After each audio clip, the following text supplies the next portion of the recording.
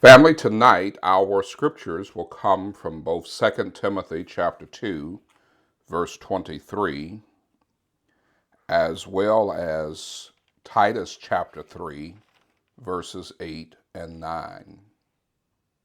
Again, Second Timothy chapter 2, verse 23, and Titus chapter 3, verses 8 and 9. It is said that about 80% of the energy that is consumed globally comes from fossil fuels. It's like oil, natural gas, and coal. Another 10% comes from nuclear energy.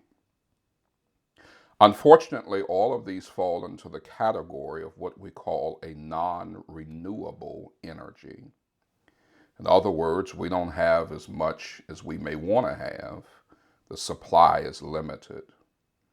That's why you hear things about alternative energy sources like wind and solar energy, for example. What we learn from non-renewable energy is that we have to value our resources. Knowing that they're limited, we must exercise wisdom. Have you ever thought about resources that you have, that I have, that are limited in nature?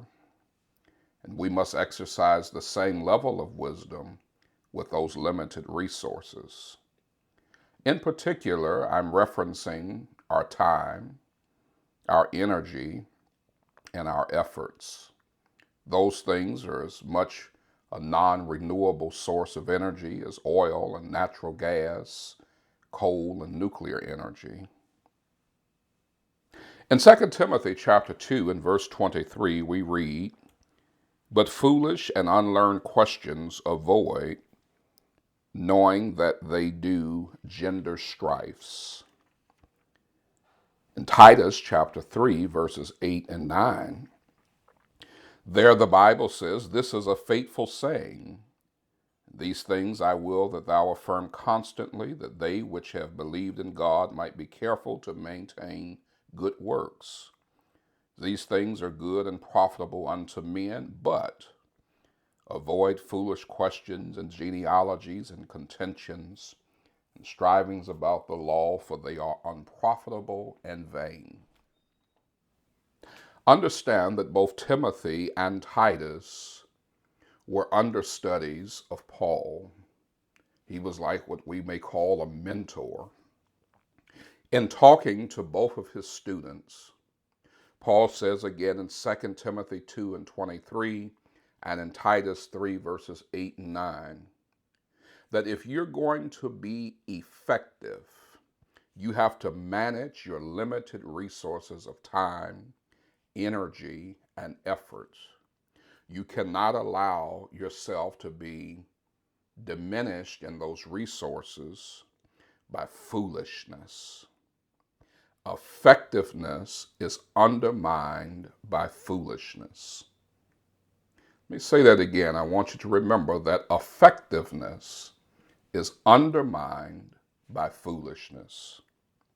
What we must do is, number one, define what it is that we are looking to be effective at. Number two, decide what we will focus on and what we will not focus on, and determine to follow through. Because we don't have a lot of time, we don't have a lot of energy, we don't have a lot of effort that we can just expend without any sense of discipline. We have to determine how much do we want to put into foolishness. It could be the foolishness of others, their ill-advised choices. It could be our own foolishness, dabbling in those things that are unnecessary, those things that are not beneficial to us, those things that may provide immediate gratification but have no long-term value. We recognize that life is short when we get a call about someone else that has passed, someone that we've known, that we've loved, and we say, wow, life is short. Do we recognize that when it comes to our own lives, that the same thing is true, that life is short? So the next time that you have to make a decision in your life, next time you have an opportunity to participate in something or perhaps avoid something, how much foolishness, how much immaturity, how much nonsense, how much gossip, how much waste of a time are those things? And do you really want to spend the little time you have with that? Do you really want to put energy in stuff that will produce no return?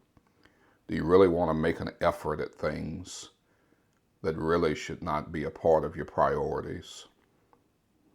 Victor Hugo said, "Short as life is, we make it still shorter by the careless waste of time."